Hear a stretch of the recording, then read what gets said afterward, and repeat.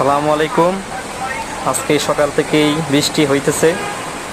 উত্তরা এলাকায় রাস্তা ডুবে, পানি, গাড়ির চাকা প্রায় ডুবে যাচ্ছে এই অবস্থা। সারাদিন বৃষ্টি হওয়ার ফলে বাসার গেট, সিঁড়ি পর্যন্ত পানি চলে আসছে। দেখেন, এটা হলো উত্তরা 5 নম্বর সেক্টরের অবস্থা। মেইন রোডের অবস্থা দেখেন, একবারে রিক্সার চাকা প্রায় অর্ধেকই ডুবে গেছে। সিএনজির চাকা দেখাই যাচ্ছে না। এই যে প্রাইভেট কার আসতেছে, তার চাকা অর্ধেক ডুবে গেছে।